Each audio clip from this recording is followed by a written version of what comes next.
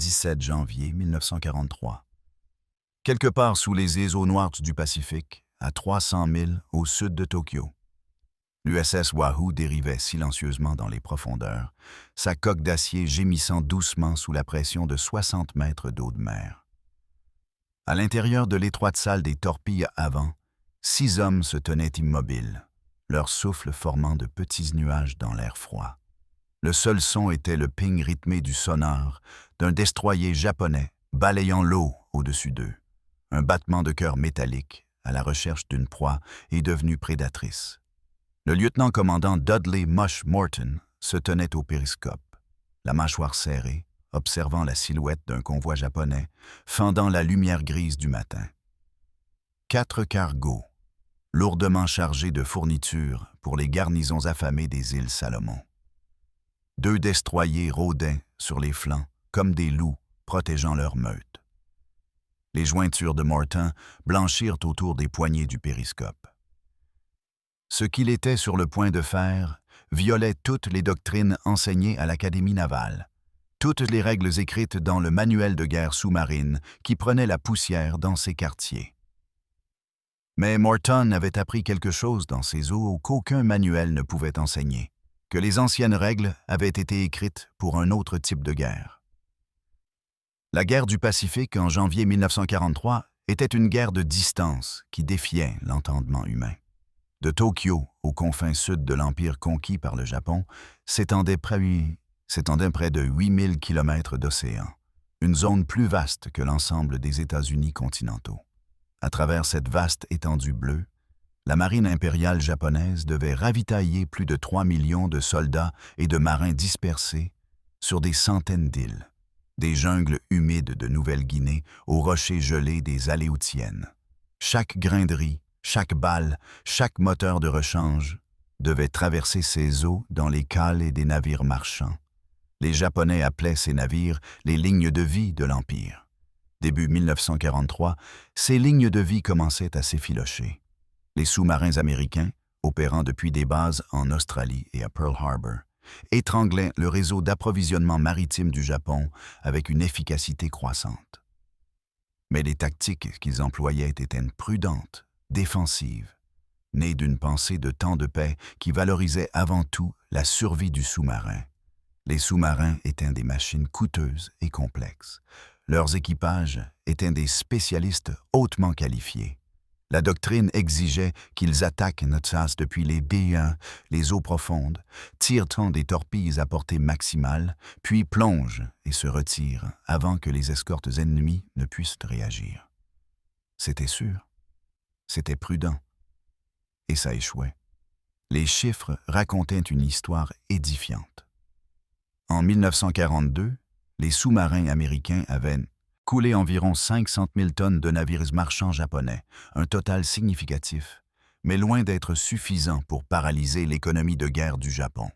La marine impériale remplaçait les pertes presque aussi vite que les sous-marins américains pouvaient les couler. Le tonnage coulé par patrouille de sous-marins atteignait à peine 3000 tonnes en moyenne. À ce rythme, la guerre sous-marine prendrait une décennie pour avoir un impact stratégique. La marine des États-Unis n'avait pas une décennie. Les hommes qui combattaient à Guadalcanal, affamés et saignant dans la boue, n'avaient pas une décennie. Quelque chose devait changer. Ce quelque chose arriva en décembre 1942, lorsque Dudley Morton prit le commandement du Wahoo. Morton n'était pas un commandant de sous-marin typique. Là où d'autres étaient poussés et prudents, il était agressif. Là où d'autres suivaient la doctrine, il inventait de nouvelles tactiques sur le vif. Et là où d'autres voyaient le sous-marin comme un vaisseau fragile à protéger, Morton y voyait une arme à manier sans merci. Il amena avec lui un officier exécutif nommé Richard O'Kane, un homme dont la brillante tactique lui vaudra plus tard de la médaille d'honneur et la réputation de commandant de sous-marin le plus redoutable de l'histoire américaine. Ensemble, ils allaient révolutionner la guerre sous-marine dans le Pacifique. La tactique interdite de Morton était d'une simplicité choquante en théorie et d'une difficulté terrifiante à exécuter. Au lieu d'attaquer depuis les eaux profondes et de se retirer, Morton allait diriger le Wahoo directement au cœur des convois ennemis, se faufilant entre les navires d'escorte, chassant les navires marchands à bout portant. Il appelait cela des attaques à la gorge. Tirer des torpilles directement sur des destroyers en approche, une manœuvre si audacieuse qu'elle était considérée comme quasi-suicidaire selon les normes conventionnelles. Lorsque les escortes se détachaient pour le chasser, il ne plongeait pas profondément et ne naviguait pas silencieusement comme l'exigeait la doctrine. Au lieu de cela, il virait de bord et attaquait encore, et encore, restant dans la zone de combat pendant des heures, parfois des jours, jusqu'à ce que chaque torpille soit épuisée ou que chaque navire ennemi soit au fond. C'était la guerre sous-marine réinventée comme un combat au couteau, plutôt qu'un jeu de tireurs d'élite. Les Japonais avaient entraîné leurs escortes de convois à chasser les sous-marins en utilisant des schémas classiques, des passages avec des charges de profondeur sur la dernière position connue du sous-marin, puis des recherches méthodiques par quadrillage de la zone environnante. Leur tactique supposait que les sous-marins américains se comporteraient de manière prévisible, se retirant à des profondeurs sûres après une attaque. L'agressivité de Morton brisa ces hypothèses. Les capitaines d'un destroyer japonais se retrouvaient à chasser un sous-marin qui refusait de fuir, qui attaquait depuis des positions impossibles, qui violait toutes les règles qui leur avaient été enseignées. Les résultats furent immédiats et dévastateurs. Lors de cette patrouille de janvier, le Wahoo coula 4 navires marchands totalisant plus de 20 000 tonnes, plus que la plupart des sous-marins n'en coulaient en une année entière. Morton rapporta son succès dans un langage caractérisé par sa franchise. Les tactiques agressives rapportent, frappez-les fort, frappez-les vite, frappez-les à nouveau avant qu'ils ne sachent ce qui se passe. Mais la véritable révolution ne résidait pas seulement dans le tonnage coulé. Elle résidait dans l'impact psychologique des deux côtés du conflit. Pour la marine marchande japonaise, les tactiques de Morton transformèrent les patrouilles de convois de routine en un cauchemar. Les capitaines marchands ne pouvaient plus compter sur leurs escortes pour les protéger. Les sous-marins américains n'étaient plus des menaces lointaines qui se cachaient à la limite de la portée du sonar. Ils étaient à l'intérieur des formations de convois, attaquant depuis des positions qui auraient dû être sûres, poursuivant les attaques avec une férocité qui frôlait la folie. Les rapports d'après-action japonais du début de 1943 révèlent un sentiment croissant d'impuissance. Un commandant de convoi écrivit dans son journal, récupéré après la guerre: « Le sous-marin américain a attaqué de face, entre nos destroyers. Cela ne devrait pas être possible. Ce n'est pas ainsi que les sous-marins opèrent. Mais cela s'est produit. » Un autre rapport, déposé par un capitaine de destroyer ayant survécu à une rencontre avec le Wahoo, notait simplement: le sous-marin ennemi n'a pas reculé. Il a attaqué encore et encore, comme s'il nous chassait nous, plutôt que l'inverse. Pour les commandants de sous-marins américains, Morton devint à la fois une source d'inspiration et un défi. Ses rapports de succès se propageaient comme une traînée de poudre au sein de la force sous-marine. Soudain, la doctrine prudente enseignée à New London semblait non seulement dépassée, mais lâche. Si Morton pouvait obtenir ses résultats avec des tactiques agressives, pourquoi pas tout le monde? La réponse, bien sûr, était que tout le monde ne le pouvait pas. Les tactiques de Morton exigeaient une habileté extraordinaire, une coordination parfaite entre le capitaine et l'officier exécutif, des nerfs d'acier et un équipage prêt à suivre son commandant dans des situations qui s'apparentaient à un suicide.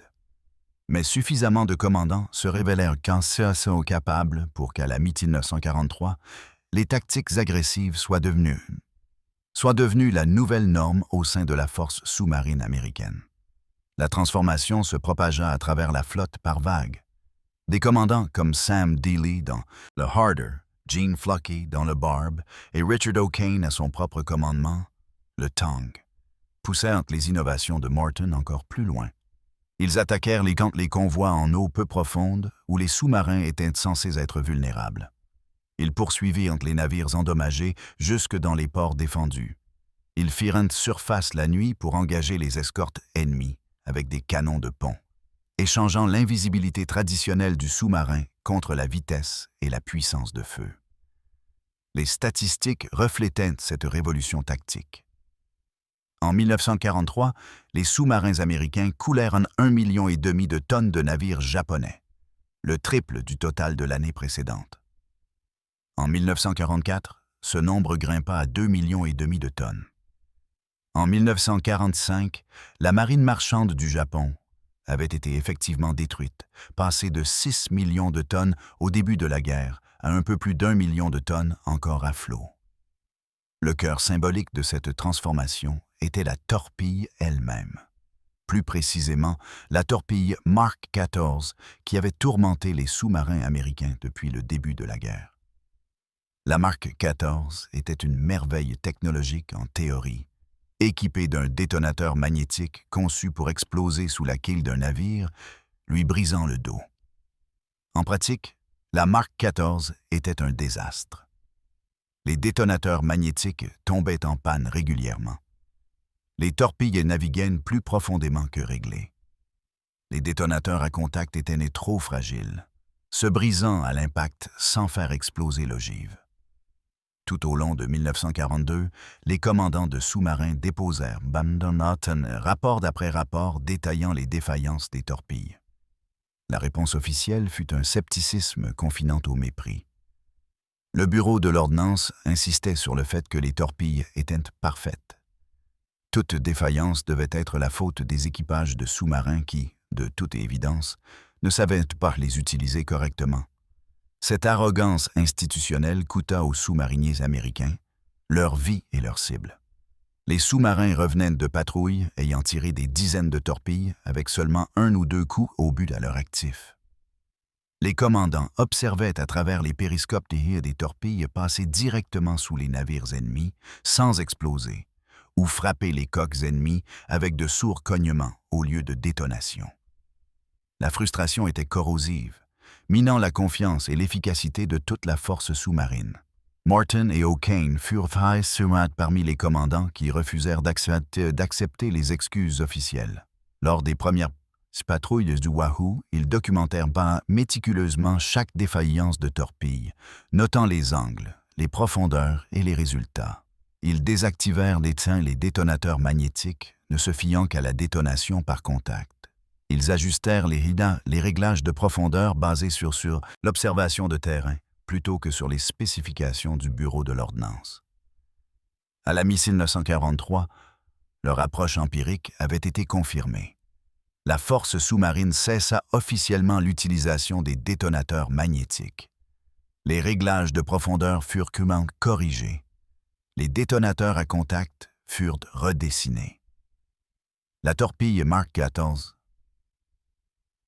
XIV devint enfin l'arme qu'elle aurait dû être dès le début. Mais le préjudice à la confiance institutionnelle était permanent. Les commandants de sous-marins avaient appris une dure leçon. La doctrine officielle pouvait être erronée. L'équipement officiel pouvait faire défaut. La survie et le succès dépendaient d'une pensée indépendante, d'une adaptation à la réalité plutôt qu'à la réglementation. Cet état d'esprit, interrogateur, innovant, prêt à abandonner les orthodoxies défaillantes, devint le fondement culturel du succès de la force sous-marine. C'était d'un caractère particulièrement américain, cette volonté de défier l'autorité lorsque celle-ci se révélait incompétente. Dans les hiérarchies rigides de la marine impériale japonaise, de tels défis étaient impensables. Les commandants de sous-marins japonais opéraient selon la doctrine même lorsque celle-ci échouait. Ils faisaient confiance à leurs torpilles, même lorsque leurs torpilles les trahissaient.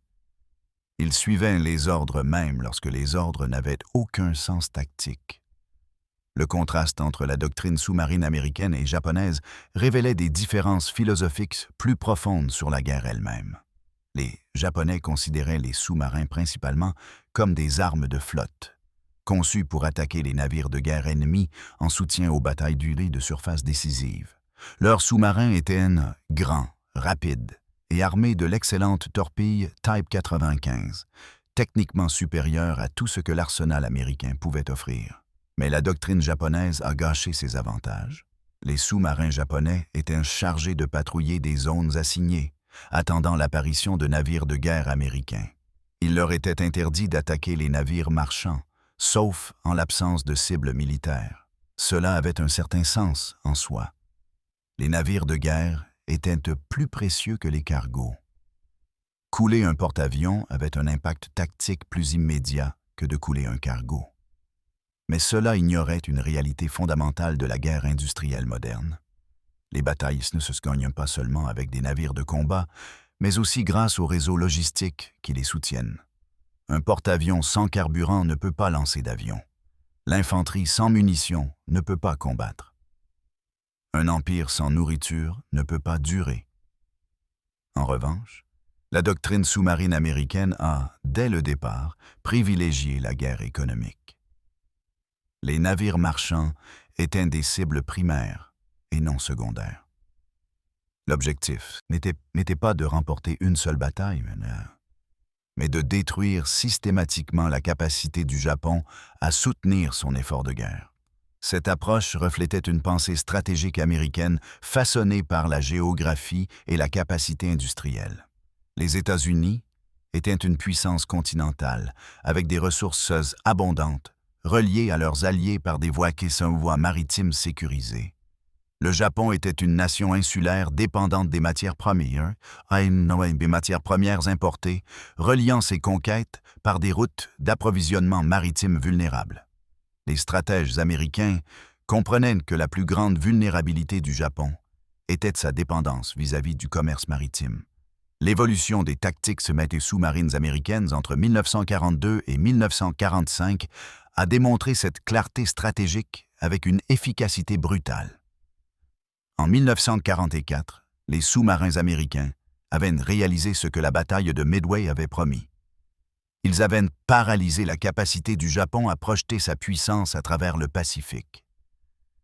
Les garnisons sur les îles isolées ont commencé à mourir de faim, les navires de ravitaillement allemands n'arrivant plus.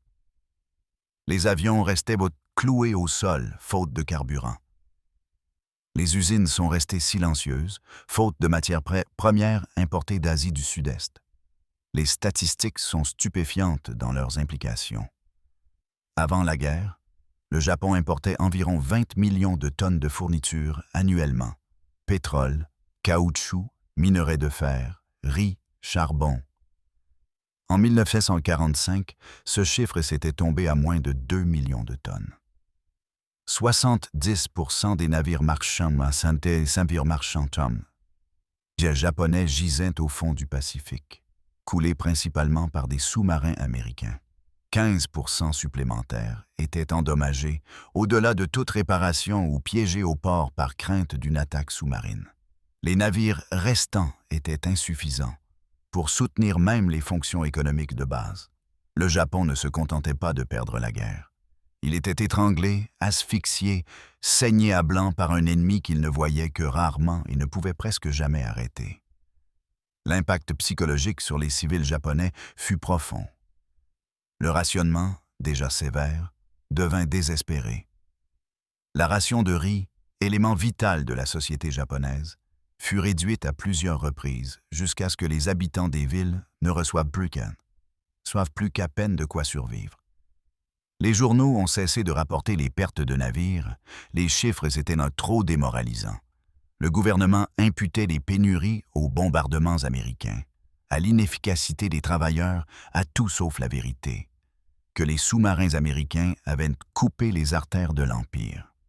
Pour les sous-mariniers américains qui menaient cette campagne, l'expérience était un étrange mélange d'ennui et de terreur.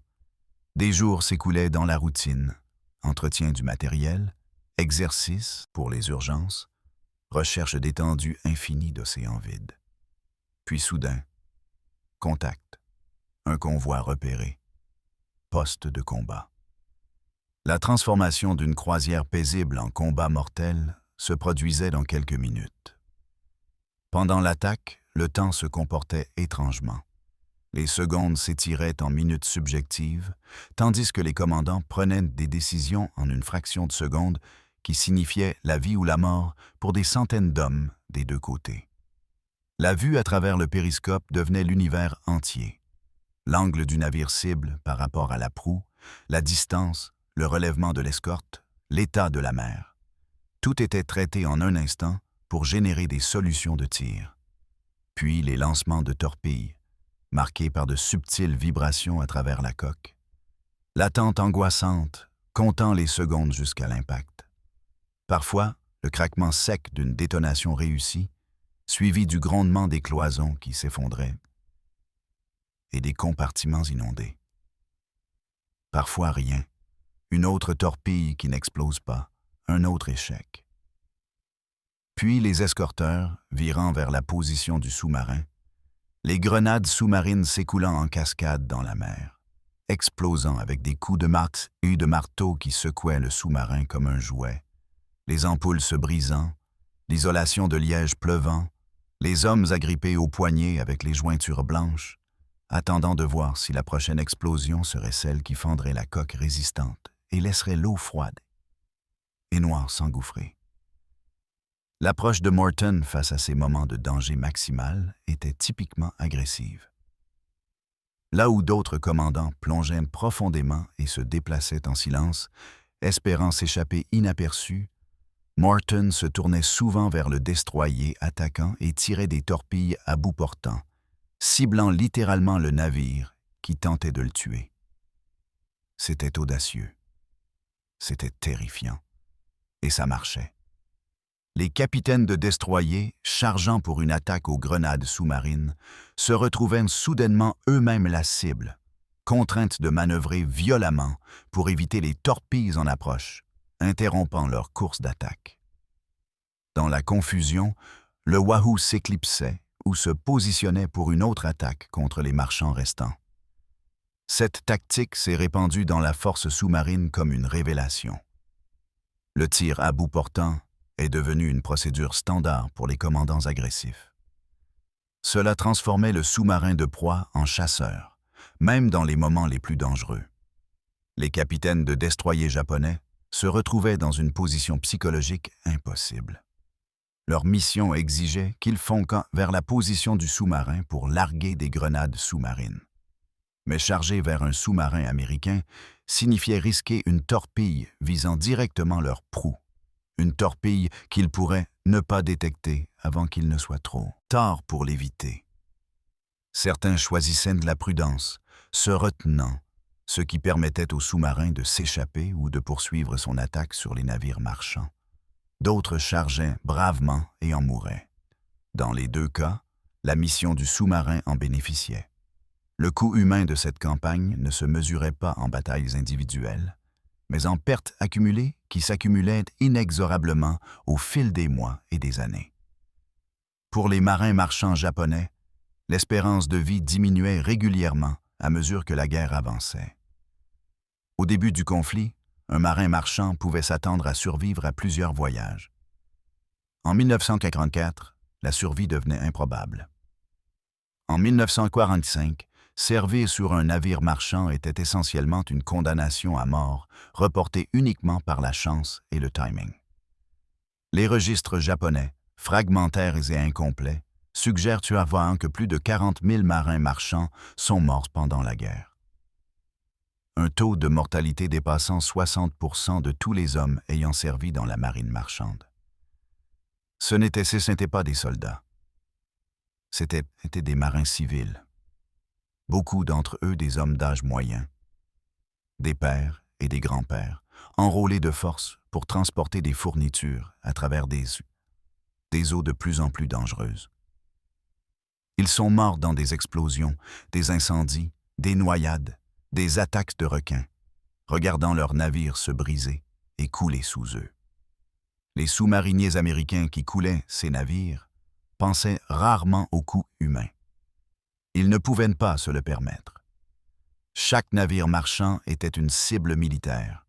Chaque cargaison de riz, de carburant ou de munitions soutenait une machine de guerre ennemie qui avait attaqué sans avertissement, qui avait commis des atrocités à travers l'Asie et qui devait être vaincue entièrement et sans condition. Les marins marchands étaient des victimes malheureuses, mais nécessaires. Ce compartimentage psychologique était nécessaire à l'efficacité. Les sous-mariniers qui s'attardaient bien trop sur l'humanité de leur cible devenaient hésitants, moins agressifs, moins efficaces. Les meilleurs commandants maintenaient une distance clinique, considérant les navires comme des cibles, le tonnage comme des statistiques, la guerre comme un problème à résoudre par une violence appliquée avec une précision mathématique. Pourtant, le tribut psychologique était réel et s'accumulait. Le service sous-marin était le plus dangereux de l'armée américaine. Sur les 288 sous-marins américains qui effectuèrent des patrouilles de guerre, 52 furent perdus corps et biens, un taux de perte approchant les 20%. Plus de 3500 sous-mariniers américains sont morts pendant la guerre. Chaque homme en patrouille connaissait les risques. Chaque homme avait des amis qui n'étaient même jamais revenus.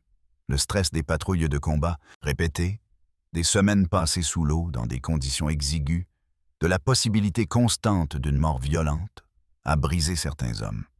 D'autres ont enduré, mais ont porté des cicatrices permanentes. Morton lui-même a été perdu lors de la 7e patrouille du Wahoo en octobre 1943.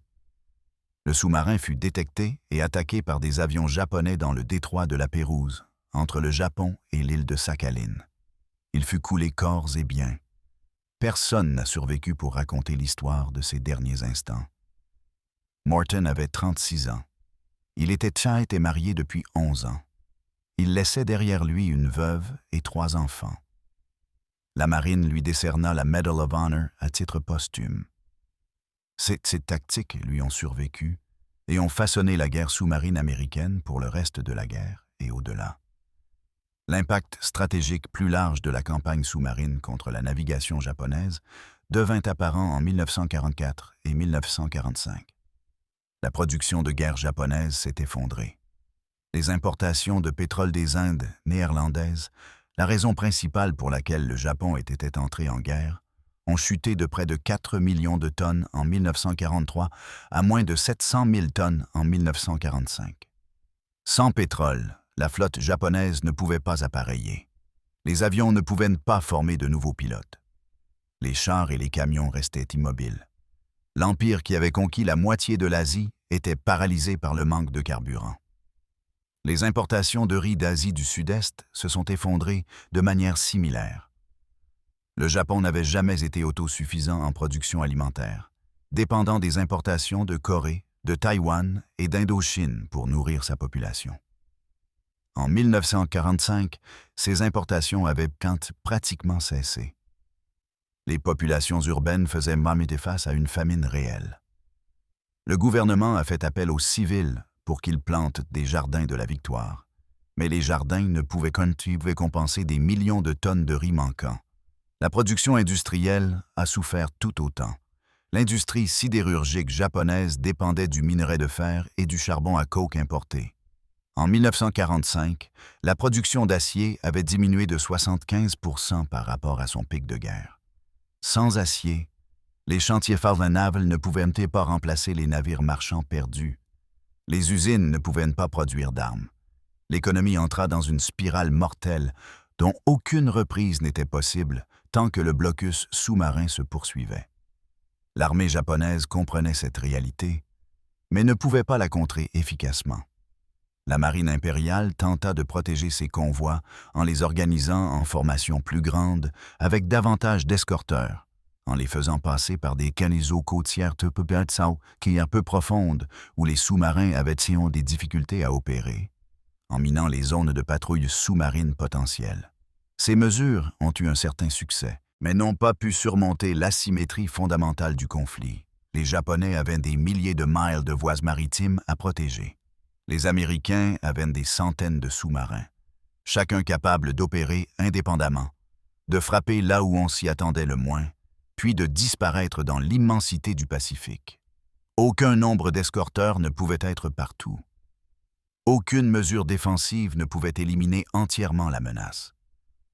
Les Japonais ont également tenté de développer des armes et des tactiques anti-sous-marines plus efficaces. Ils ont introduit de nouvelles grenades sous-marines avec des réglages plus profonds. Ils ont formé des groupes anti-sous-marins spécialisés. Ils ont déployé des avions équipés de radars pour chasser les sous-marins surpris en surface. Ces innovations ont marginalement réduit l'efficacité des sous-marins américains, mais n'ont pas pu inverser la situation stratégique. En 1944, l'équilibre avait trop basculé. Trop de sous-marins, trop peu d'escorteurs, trop d'océans. Le point culminant symbolique de la campagne sous-marine ne fut pas une bataille unique, mais la prise de conscience progressive qui se répandit au sein de la direction japonaise en 1945 que toute résistance prolongée était impossible.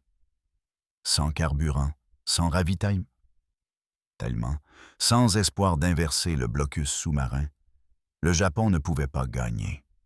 Il ne pouvait que tenir jusqu'à ce que l'endurance devienne insupportable. Les bombes atomiques sur Hiroshima et Nagasaki ont provoqué le choc final qui a brisé la volonté de résistance japonaise, mais cette volonté avait déjà été minée par des années de guerre sous-marine. Les villes mouraient de faim, l'économie était à l'agonie, l'armée était paralysée. Les bombes ont mis fin à une guerre que les sous-marins avaient déjà gagnée. Par la suite, les historiens et les stratèges ont débattu de l'importance relative de divers facteurs dans la défaite du Japon. La campagne d'île en île, les bombardements incendiaires des villes, les bombes atomiques, l'entrée en guerre de l'Union soviétique. Mais de plus en plus, les analystes ont reconnu que la campagne sous-marine avait été le facteur stratégique décisif. L'amiral Chester Nimitz, qui a commandé la flotte du Pacifique tout au long de la guerre, a déclaré simplement « La force sous-marine représentait moins de 2% de l'US Navy, mais elle était responsable de plus de 55% des pertes japonaises en mer. » Les chiffres étayaient de son évaluation.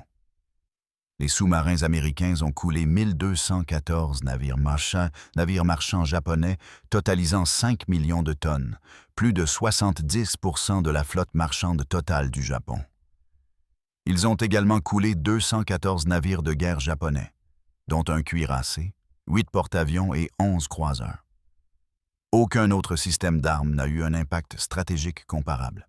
L'ironie, c'est que cette campagne décisive avait été exécutée par des hommes suivant des tactiques officiellement condamnées comme imprudentes et dangereuses.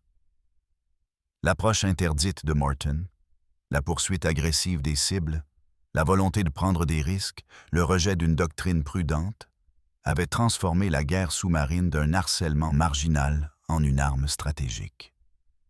Mais les tactiques de Morton ont réussi non pas parce qu'elles étaient intrinsèquement supérieures dans un sens abstrait, mais parce qu'elles correspondaient aux circonstances spécifiques de la guerre du Pacifique d'une manière que la doctrine officielle ne faisait pas. L'immensité du Pacifique signifiait que les sous-marins pouvaient opérer avec une impunité relative une fois qu'ils avaient franchi le périmètre japonais. La faiblesse des forces anti-sous-marines japonaises signifiait que les tactiques agressives rencontraient moins d'opposition qu'elles n'auraient eu en eux dans l'Atlantique. Dans Saint-Yaï, où les U-boots allemands, confrontés aux escortes britanniques et américaines, avaient découvert que l'agression signifiait la mort. La vulnérabilité des lignes d'approvisionnement maritime du Japon signifiait que même des taux de destruction modestes avaient un impact stratégique. Le succès de la campagne, en d'autres termes, résultait de la conjonction de tactiques innovantes, de capacités technologiques, de vulnérabilité stratégique et d'un avantage circonstanciel. Retirer l'un de ces facteurs, et le résultat aurait pu être différent. Mais l'histoire s'est déroulée comme elle l'a fait. Et ce qui s'est passé, c'est que les sous-marins américains, menés par des commandants désireux de violer la doctrine dans la poursuite de la victoire, ont étranglé l'Empire japonais jusqu'à la soumission.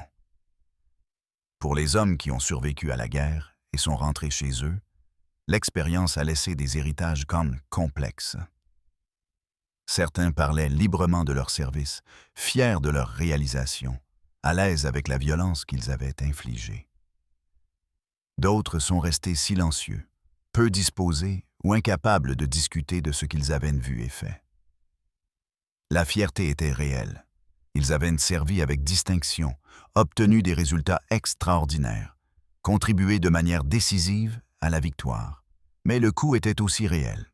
Les amis perdus, les marins ennemis tués, le fardeau psychologique des terreurs uniques de la guerre sous-marine. Le service sous-marin attirait un type d'homme particulier, intelligent, techniquement compétent, capable de fonctionner dans des espaces confinés pendant de longues périodes, capable de maintenir la discipline sous un stress extrême. Ce n'étaient pas des tueurs sans cervelle. C'étaient des professionnels exécutant une mission brutale avec une efficacité clinique. Beaucoup ont lutté après la guerre pour réconcilier la personne qu'ils étaient devenus avec la personne qu'ils étaient auparavant, pour intégrer la violence qu'ils avaient commise à la vie paisible qu'ils espéraient reprendre. Les ressources thérapeutiques à leur disposition étaient minimes. Le concept de trouble de stress post-traumatique ne serait pas formellement reconnu avant 3 décennies. Les vétérans étaient censés simplement passer à autre chose, se réadapter, tourner la page de la guerre. La plupart l'ont fait, avec divers degrés de succès. Certains n'y sont pas parvenus. L'héritage technologique de la campagne sous-marine a façonné la guerre navale pendant des générations.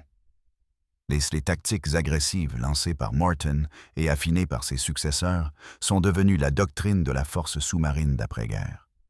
Les leçons tirées du développement des torpilles, de la coordination des équipages, de l'importance des essais sur le terrain et de la validation empirique par rapport à l'insistance bureaucratique ont influencé la manière dont la marine abordait le développement des armes et l'innovation tactique. La reconnaissance que les sous-marins pouvaient atteindre des effets stratégiques et pas seulement des victoires tactiques a éclairé la stratégie sous-marine de la guerre froide. Les sous-marins américains, pendant la guerre froide, ont été conçus et entraînés pour chasser les sous-marins lanceurs d'engins balistiques soviétiques et pour intercepter les lignes d'approvisionnement soviétiques en temps de guerre. Les missions différaient dans les détails, mais le concept sous-jacent était le même. Les sous-marins comme armes stratégiques capables d'atteindre des effets bien au-delà de leur taille et de leur nombre.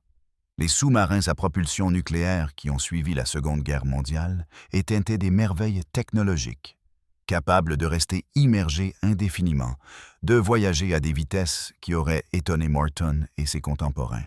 Mais les concepts tactiques et stratégiques qu'ils employaient remontaient directement à ces improvisations désespérées dans les eaux au large du Japon, lorsque des hommes à bord de sous-marins diesel électriques équipés de torpilles défectueuses ont réécrit les règles et découvert que l'agression, correctement appliquée, pouvait briser des empires. La perspective japonaise sur cette campagne a été plus lente à émerger, compliquée par le traumatisme de la défaite et la difficulté de faire face à des vérités historiques inconfortables. Pendant des décennies après la guerre, les récits japonais de la campagne sous-marine avaient tendance à être minimalistes, reconnaissant les pertes mais évitant une analyse détaillée de la manière et des raisons de ces pertes. L'accent restait mis sur les aspects plus conventionnellement héroïques de la guerre, les victoires initiales, les derniers bastions, l'endurance des civils sous les bombardements. La campagne sous-marine s'intégrait mal dans les récits préférés. Elle était lente, épuisante, inglorieuse. Elle n'offrait aucun moment de sacrifice dramatique ou de génie tactique à commémorer. C'était simplement une destruction systématique, accumulant des pertes qui ne pouvaient en être ni empêchées ni inversées. Des études japonaises plus récentes ont commencé à examiner la campagne sous-marine plus honnêtement, la reconnaissant comme l'échec stratégique décisif qu'elle fut. Ces analyses notent les erreurs fondamentales dans la doctrine japonaise. L'accent mis sur l'attaque des navires de guerre au lieu de la protection des lignes d'approvisionnement, l'investissement insuffisant dans les escortes de convois et les capacités anti-sous-marines, l'échec à reconnaître, trop tard, que la guerre économique pouvait être aussi décisive que les engagements de flotte. Elle notait également les facteurs culturels, qui rendaient l'adaptation difficile, la hiérarchie rigide qui décourageait la pensée indépendante, l'accent mis sur l'action offensive plutôt que sur la préparation défensive, l'incapacité à reconnaître l'échec et à changer de cap. Les marins marchands qui ont survécu ont laissé moins de témoignages. Mais ceux qui existent brossent un tableau d'une désespérance croissante. Des convois naviguant avec des escortes insuffisantes. Des navires restés coulés si rapidement qu'il n'y avait à peine le temps d'abandonner le navire. Des survivants flottant dans l'océan pendant des jours, attendant des secours qui, souvent, ne venaient jamais. La certitude, grandissant à chaque voyage, que la survie était de plus en plus improbable. Un capitaine de navire marchand, écrivant des décennies après la guerre, a décrit l'expérience simplement. « Nous savions que nous étions des hommes morts. Ce n'était qu'une question de temps. » Ce fatalisme reflétait une évaluation rationnelle des probabilités. Fin 1944, les sous-marins américains avaient atteint une telle domination que les navires marchands japonais naviguant de l'Asie du Sud-Est vers le Japon avaient moins de 50% de chances de terminer le voyage. Le taux d'attrition était insoutenable. Pourtant, les navires continuaient de naviguer car il n'y avait pas d'alternative. Les garnisons avaient toujours besoin de ravitaillement. Les usines avaient toujours besoin de matières premières.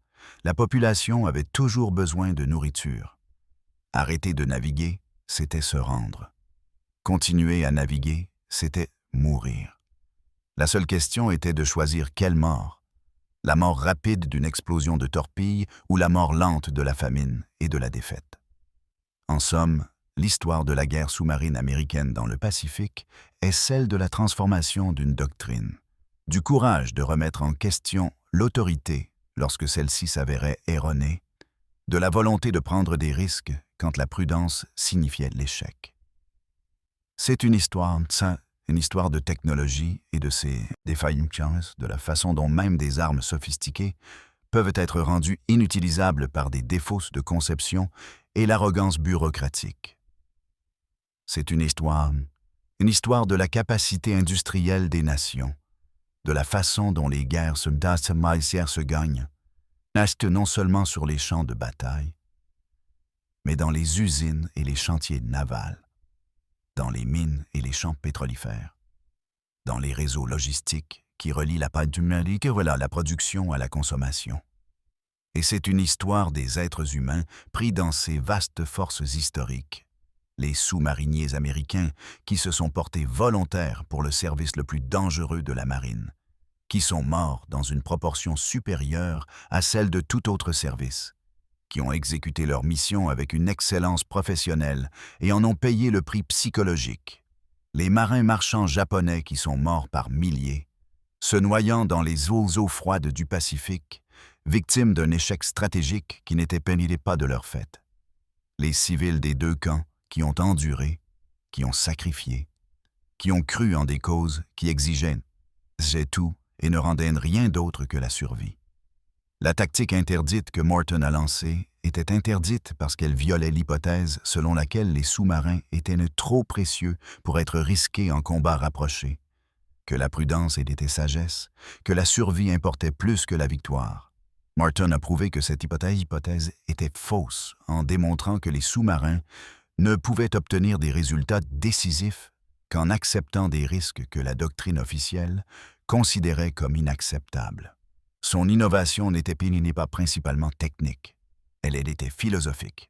C'était la reconnaissance que dans la guerre industrielle moderne, les demi-mesures garantissent la défaite. Que se battre pour survivre n'est pas la même chose que se battre pour gagner.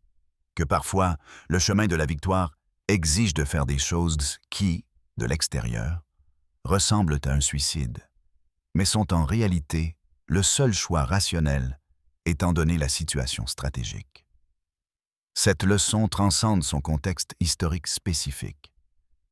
Elle témoigne d'une tension récurrente dans les affaires militaires entre la doctrine et l'innovation, entre la sagesse de l'expérience et le besoin d'adaptation, entre le confort des procédures établies et les exigences des circonstances évolutives.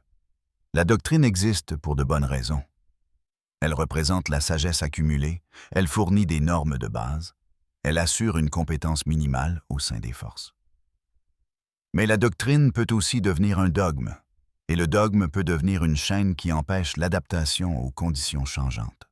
La campagne sous-marine contre le Japon a réussi parce que suffisamment d'hommes ont eu la volonté de briser les chaînes, de remettre en question les idées reçues, de prouver par les résultats que les anciennes méthodes étaient insuffisantes. Ils ont payé ce succès de leur vie. Morton et des milliers d'autres comme lui, perdus sous les vagues, leurs noms gravés sur des monuments, leurs souvenirs s'estompant chaque année qui passe. Mais leur héritage perdure dans les victoires qu'ils ont rendues possibles, dans les concepts stratégiques qu'ils ont validés, dans la preuve qu'ils ont apporté que le courage et l'innovation peuvent surmonter des obstacles qui semblaient insurmontables. Les eaux au large du Japon sont aujourd'hui calmes, paisibles, sillonnées par des porte-conteneurs et des pétroliers transportant le commerce de nations en paix. Les épaves reposent intactes au fond, monument silencieux d'un conflit qui a pris fin il y a 80 ans. Les hommes qui y ont combattu sont pour la plupart disparus, emportant leurs souvenirs avec eux dans l'histoire. Mais l'histoire demeure, attendant d'être racontée et re-racontée, un rappel que les guerres sont gagnées non seulement par ceux qui suivent les règles, mais par ceux qui savent quand les enfreindre, non seulement par des ressources supérieures, mais par la volonté d'utiliser ces ressources sans hésitation ni pitié, non seulement par la technologie, mais par l'intelligence humaine et le courage de manier efficacement la technologie face aux dangers mortels.